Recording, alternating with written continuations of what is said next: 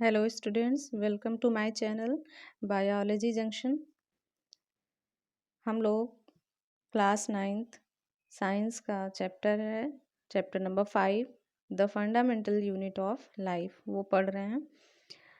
तो जो first part में हमने पढ़ा कि the cell is the fundamental unit of life, यानी कि जो सेल है, कोशिका है, वो किसी भी जीव की मूलभूत इकाई होती है। और इसकी खोज रॉबर्ट हुक ने 1665 में की थी। सेल का और सेल नाम भी दिया था ने। फिर ये भी हमने जाना कि सेल का मतलब क्या होता है, लिटिल रूम, यानी छोटा कमरा। और ए सेल जो है वो एक लैटिन वर्ड है। अब हमें इसके आगे पढ़ते हैं, जो कि है what is cell made of, यानी कि सेल किन चीज़ों से मिलकर बनी है, एंड इसका स्ट्रक्चरल ऑर्गेनाइजेशन क्या है, या किन किन कंपोनेंट्स से मिलकर सेल बनती है। We saw above that the cell has special components called organelles, यानी कि हम पहले ही जान चुके हैं कि सेल का एक जो है, सेल में स्पेशल कंपोनेंट्स होते हैं जिन्हें कि हम कोशिकांग कहते हैं, यानी ऑर्गेनेलीज कहते हैं। How is a cell organised, यानी कि सेल किस तरह से ऑर्गेनाइज है, किन किन चीज़ों से मिलकर बनी है, किन ऑर्गेनेलीज से मिलकर बनी है, यही हमें पढ़ना है। If we study a cell under a microscope, we would come across three features in almost every cell। अगर हम माइक्रोस्कोप में सेल का ऑब्जर्वेशन करते हैं तो हम जो है ये तीन चीज़ें तो हमें मिलती ही मिलती हैं। क्या है वो?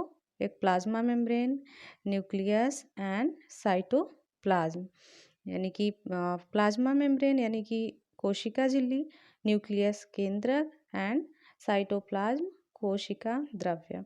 All activities inside the cell and interactions of the cell with its environment are possible due to these features।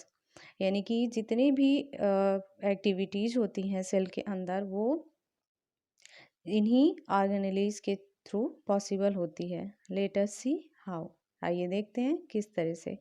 तो फर्स्ट हम पढ़ेंगे प्लाज्मा मेम्ब्रेन और cell membrane.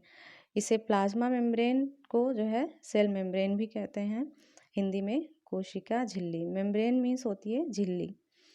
This is the outermost covering of the cell that separates the contents of the cell from its external environment.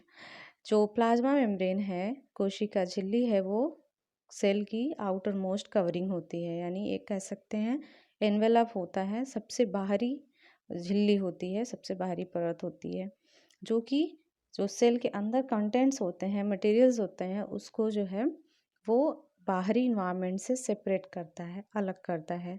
The plasma membrane allows और permits the entry and exit of some materials in and out of the cell. जो plasma membrane है, उसका एक काम और क्या है, वो कुछ मटेरियल्स को, कुछ पदार्थ को सेल के अंदर जाने देता है और कुछ को सेल के बाहर, जिनको जो है सेल के बाहर भेजना है उसे सेल के बाहर भेजने देता है, और जिनको कुछ मटेरियल्स हैं जिनको अंदर जाना है वो अंदर जाने देता है। It also prevents movement of some other materials. ये कुछ मटेरियल्स को रोकता भी है कि जो गैर ज़रूरी हैं मटेरियल्स, उनको अंदर जाने से रोकता भी है। The cell membrane therefore is called a selectively permeable membrane, यानी इसको इसलिए क्या नाम दिया गया है, सेलेक्टिवली परमिएबल मेम्ब्रेन। यानी कि ऐसी मेम्ब्रेन जो कि सेलेक्ट कर करके जो है वो कोई भी मटेरियल्स को जाने देती है। परमिएबल मतलब होता है कि प्रवेश करने योग्य, यानी ऐसी झिल्ली जिसमें से मटेरियल्स का प्रवेश हो सकता है। How does the movement of substances take place into the cell? How do substances move out of the cells? अब क्या है, देखेंगे हम कि किस तरह से जो है सब्सटेंसेस का मूवमेंट होता है सेल के अंदर या सेल के बाहर। Some substances like carbon dioxide or oxygen can move across the cell membrane by a process called diffusion। यानी कुछ पदार्थ है जैसे कि कार्बन डाइऑक्साइड और ऑक्सीजन, जो कि सेल मेम्ब्रेन से बाहर जाते हैं, वो भी किस प्रोसेस से? डिफ्यूजन। एक प्रोसेस है डिफ्यूजन, जिसके द्वारा जो है कार्बन डाइऑक्साइड और ऑक्सीजन सेल के बाहर जाते हैं। डिफ्यूजन आप हम इस तरह समझ सकते हैं, मान लीजिए आप कोई अगरबत्ती जलाते हैं एक कमरे में, वो पूरी तरह से जो है वो पूरे कमरे में फैल जाती है। उसकी सुगंध पूरे कमरे में फैल जाती है। किसी फूल की खुशबू है, वो काफ़ी दूर तक जो है हवा में विसरित हो जाती है। डिफ्यूजन का अर्थ ही होता है विसरण, जो कि हाई कंसंट्रेशन से लो कंसंट्रेशन में होता है। इसको हम किसी नेक्स्ट वीडियो में समझेंगे, डिफ्यूजन को। We have studied the process of diffusion in earlier chapters. We saw that there is spontaneous movement of a substance from a region of high concentration to a region where its concentration is low. यानी कि ये जो है ऐसी जगह पे diffusion होगा, यानी जहाँ कोई पदार्थ है वो अधिक मात्रा में है और उसका जो है मूवमेंट वो कम जहाँ पे कम है उसकी सांद्रता कंसंट्रेशन, वहाँ पे जो है वो उधर उसी तरह मूव करेगा। यही डिफ्यूजन कहलाता है। Something similar to this happens in cells when, for example, some substance like carbon dioxide, which is cellular waste and requires to be excreted out by the cell, accumulates in high concentrations inside the cell.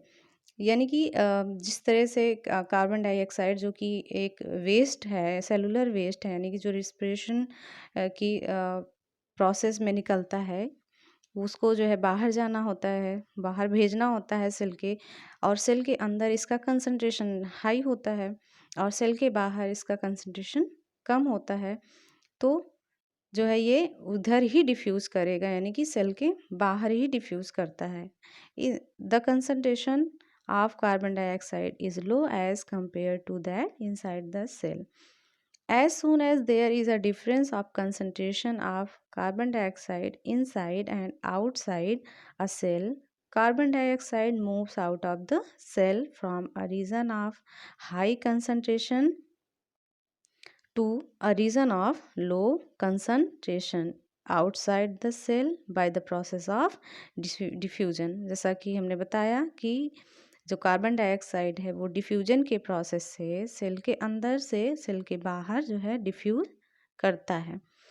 Similarly, oxygen enters the cell by the process of diffusion when the level of concentration of oxygen inside the cell decreases. अब same यही process oxygen की case में होता है। जैसे cell के बाहर oxygen की मात्रा अधिक है, उसे सेल के अंदर जाना है, इंटर करना है, तो आराम से जो है वो डिफ्यूज़ करती है, क्योंकि बाहर उसका कंसंट्रेशन ऑक्सीजन का ज़्यादा है और अंदर कम है, तो वो जो है आसानी से अंदर की तरफ डिफ्यूज़ करती है। Thus, diffusion plays an important role in gaseous exchange between the cells as well as the cell and its external environment. यानी कि इस तरह से जो है डिफ्यूजन बहुत ही इम्पॉर्टेंट रोल निभाता है अपना गैसियस एक्सचेंज में। जो सेल और उसके एक्सटर्नल इन्वायरमेंट के बीच जो गैसियस एक्सचेंज में डिफ्यूजन बहुत ही महत्वपूर्ण रोल निभाता है। Water also obeys the law of diffusion, यानी कि हम जिस तरह से एयर में हमने देखा, गैस में हमने देखा डिफ्यूजन, सेम वाटर भी जो है वो डिफ्यूजन का लॉ जो है उस पर भी लागू होता है। The movement of water molecules through such a selectively permeable membrane is called osmosis, यानी गैसियस एक्सचेंज में हम उसको डिफ्यूजन बोल रहे हैं, और सेम जो है वाटर के केस में हम इसको बोलेंगे ऑस्मोसिस, यानी परासरण। हिंदी में बोलेंगे परासरण। ठीक है। The movement of water across the plasma membrane is also affected by the amount of substance dissolved in water. यानी कि जो वाटर का मूवमेंट है प्लाज्मा मेम्ब्रेन के थ्रू, वो क्या किस पे डिपेंड करता है, किससे अफेक्ट करता है या प्रभावित होता है, किससे? वो जो है वाटर में घुले हुए पदार्थ की मात्रा पर डिपेंड करता है कि कितनी मात्रा जो है वो वाटर में घुली हुई है, उस पे वो डिपेंड करता है कि वो किस मात्रा में जो है प्लाज्मा मेम्ब्रेन की बाहर या प्रवेश प्लाज्मा मेम्ब्रेन के थ्रू प्रवेश करेगा। ठीक है। Thus, osmosis is the passage of water from a region of high water concentration through a semi-permeable membrane to a region of low water concentration। यानी कि जो अभी हमने देखा डिफ्यूजन, गैसियस एक्सचेंज में डिफ्यूजन के थ्रू हो रहा है, उसको डिफ्यूजन बोलते हैं। सेम जो है ऑस्मोसिस भी होता है, लेकिन उसमें सेमी परमिएबल मेम्ब्रेन जो है इंक्लूड होती है। ओके, और ये वाटर के केस में हो रहा है। तो ये भी जो है हाई से लो वाले में होता है। हाई अगर कंसंट्रेशन है तो लो कंसंट्रेशन की ओर इसका भी मूवमेंट होगा। What will happen if we put an animal cell और a plant cell into a solution of sugar और सॉल्ट इन वाटर।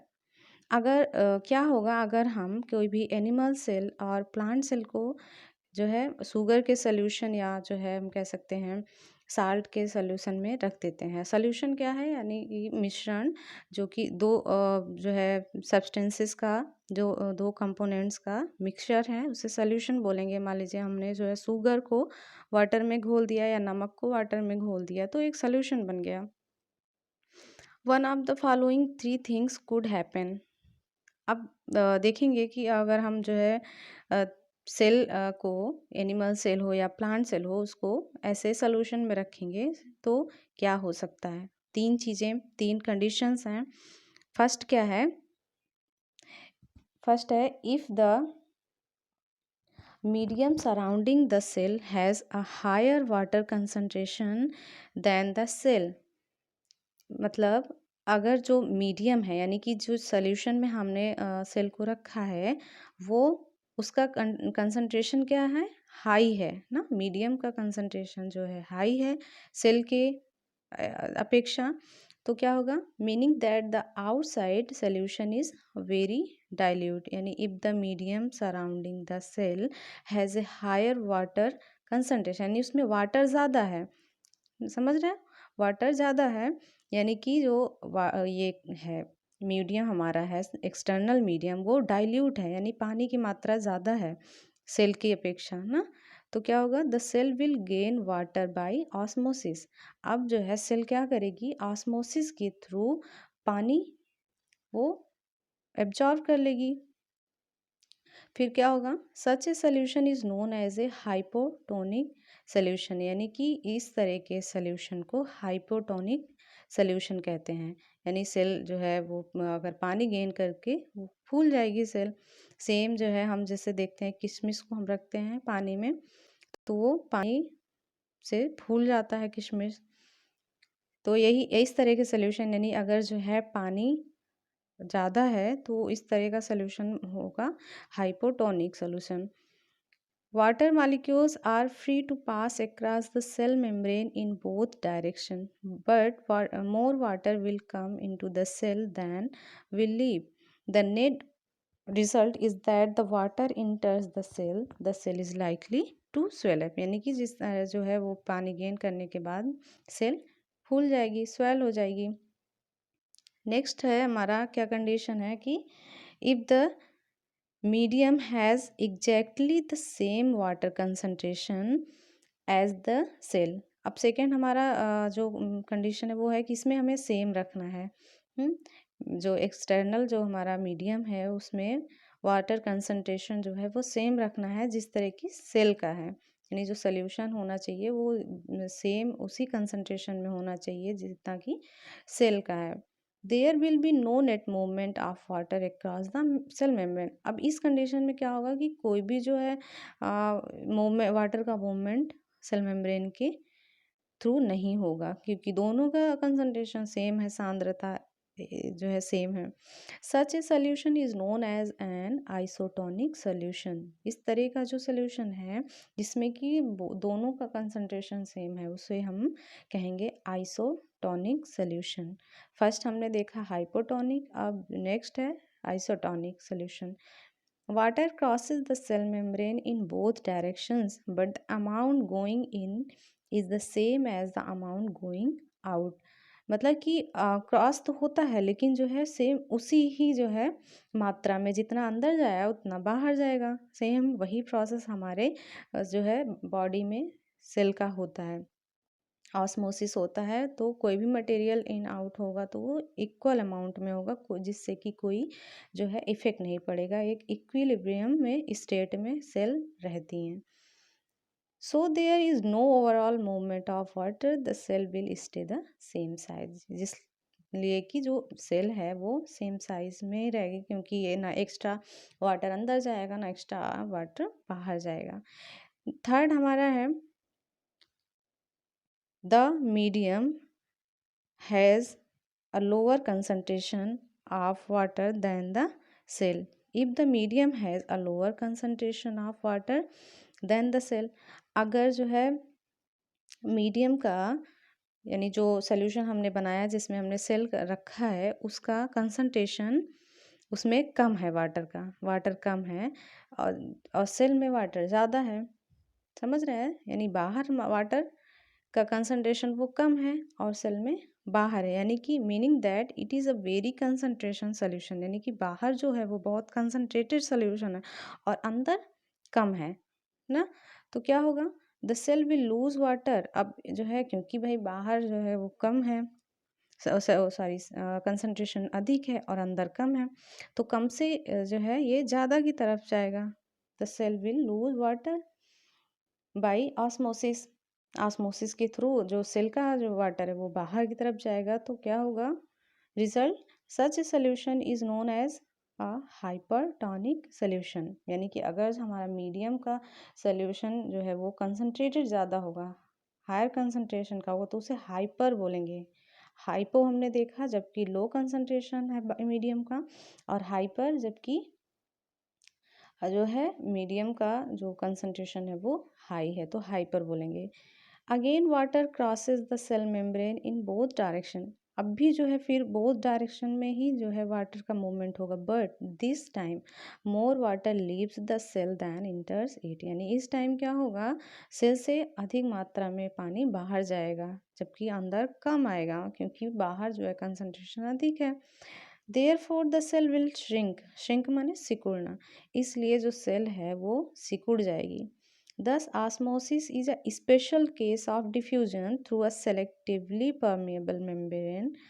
इस तरह से हमने देखा कि ऑस्मोसिस भी डिफ्यूजन की ही तरह है, लेकिन ये एक जो है वाटर के केस में हो रहा है और सेलेक्टिवली परमेबल मेम्ब्रेन के थ्रू हो रहा है, जो कि डिफ्यूजन का ही एक टाइप है। Now let us try out the following activity, देखते हैं हम कुछ एक्टिविटीज़ दी गई हैं। इसमें आपको क्या है, एक्टिविटी नंबर 5 to 5.3, इसमें आपको लेना है कि एग में ऑस्मोसिस विद एन एग, हमें देखना है कि एग में कैसे हम ऑस्मोसिस देख सकते हैं। क्या करना है, remove the shell of an egg, shell यानी जो ऊपर आप देखते हैं उसके एग में जो कठोर सा एक जो कवरिंग होती है उसकी छील निकालते हैं हम, तो उसको निकाल देना है by dissolving it in dilute hydrochloric acid. The shell is mostly calcium carbonate, यानी जो ये शेल होती है एक की वो कैल्शियम कार्बोनेट होती है। A thin outer skin now encloses the egg, put the egg in water in pure water and observe after 5 minutes. What do we observe, हमें क्या करना है, एग को जो है 5 मिनट तक पानी में रख देना है और देखना है, ऑब्जर्व करना है। तो क्या दिखेगा हमें, the egg swells because water passes into it by osmosis. 5 minute बाद हम देखते हैं कि एग जो है वो स्वेल हो गया, उसमें स्वेलिंग आ गई या फूल गया है, क्योंकि ऑस्मोसिस के थ्रू जो है वाटर वो एग में चला गया है। Place a similar D-shelled egg in a concentrated salt solution and observe for 5 minutes. The egg shrinks. Why? Water passes out of the एक solution into the salt solution because the salt solution is more concentrated। अब जो है एक D shell जो है जिसमें कि cell उसकी निकली नहीं है, उसको हमको किस में रखना है, इन्हें सॉरी डीसेल्ड एक को कंसनट्रेटेड साल्ट सोल्यूशन में रखना है। अब पहले हमने वाटर में रखा है, अब हमको साल्ट सोल्यूशन में रखना है, यानी कि वाटर में जो है साल्ट को घोलना है और तब रखना है। फिर हम 5 मिनट बाद देखेंगे कि जो एग है वो श्रिंक हो गया है, यानी सिकुड़ गया है। क्यों? क्योंकि वाटर जो है एक से बाहर निकल गया, यानी कि जो कंसंट्रेशन वहाँ जो है ज़्यादा हो गया बाहर का ना, तो वाटर एक से बाहर हो गया, इस वजह से जो है एक में सिकुड़न आ गई।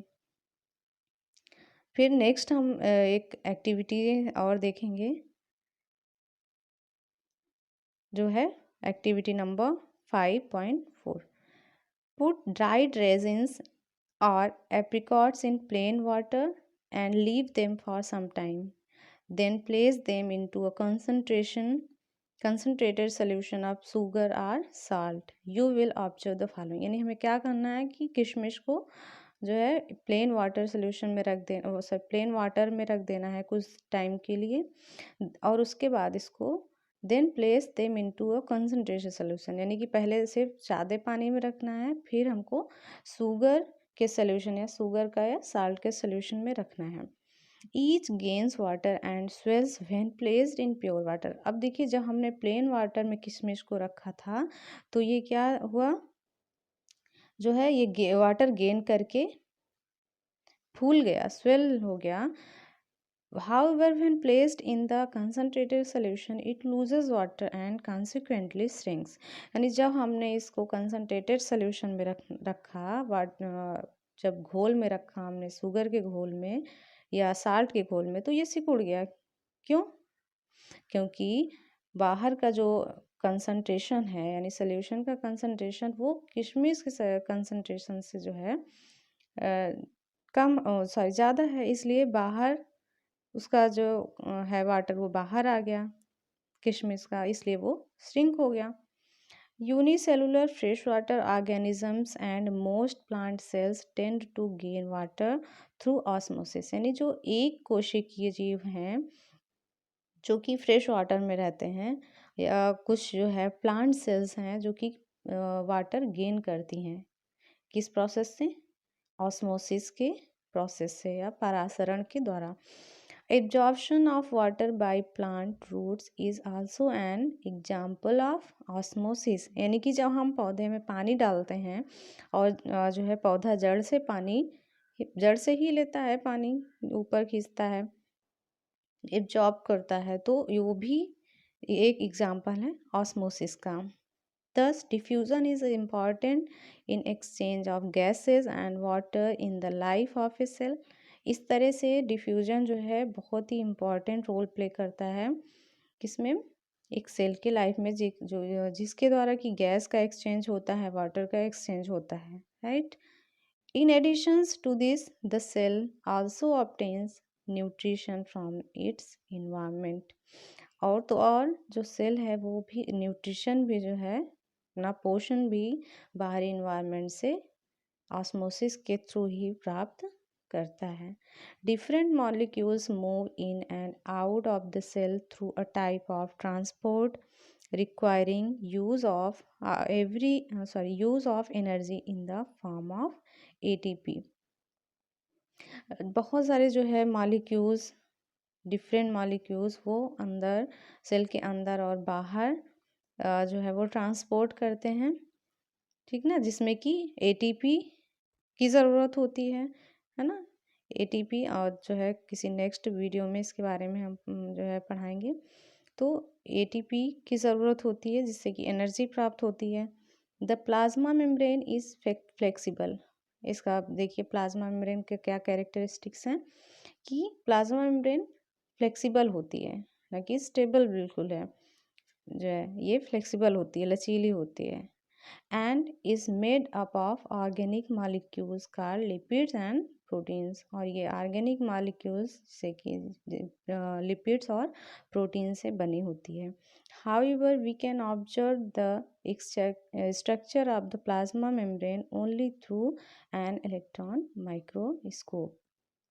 हम जो है प्लाज्मा मेम्ब्रेन को सिर्फ इलेक्ट्रॉन माइक्रोस्कोप से देख सकते हैं। The flexibility of the cell membrane also enables the cell to engulf in food and other materials from its external environment। यानी कि जो ये फ्लेक्सिबल होने के कारण, लचीले होने के कारण ही जो है सेल मेम्ब्रेन फूड इनगल्फ कर सकती है या फूड को अंदर ले सकती है, and other materials from its external environment. यानी फूड या अदर कोई मटेरियल है जो कि बाहर है तो वो इनगल्फ करती है अपनी इसी लक्षण, इसी कैरेक्टरिस्टिक के कारण, यानी कि वो फ्लेक्सिबल होने के कारण ही ऐसा कर पाती है। Such processes are known as endocytosis. इस प्रोसेस को बोलते हैं इंडोसाइटोसिस, यानी कि सेल के द्वारा जो है कोई भी मटेरियल को अंदर लेना, उसे वो कहलाता है endocytosis. Amoeba acquires its food through such processes. यानी कि अमीबा जो है वो, अमीबा एक यूनिसेलुलर ऑर्गेनिज्म है जो कि इसी प्रोसेस के द्वारा, इंडोसाइटोसिस के द्वारा ही अपना फूड ग्रहण करता है। ठीक है, अब एक एक्टिविटी और आपको देखिए, what do we infer from this activity? It appears that only living cells and not dead cells are able to absorb water by osmosis. Cell walls permit the cells of plants, fungi and bacteria to withstand very dilute यानी कि hypotonic external media without bursting. In such media, the cells tend to make up water by osmosis. The cell swells, building up pressure against the cell wall. The wall exerts an equal pressure against the swollen cell. Because of their walls, such cell can withstand much greater changes in the surrounding medium than the cell. तो आज ये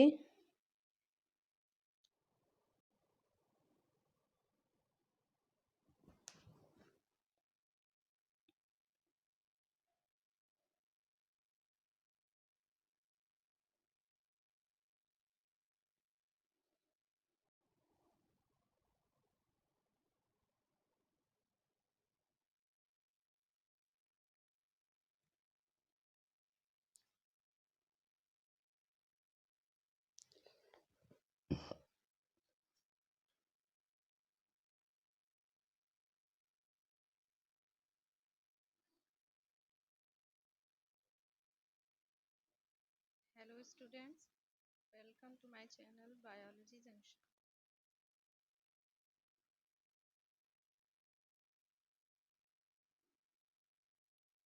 Hello students, welcome to my channel Biology Junction.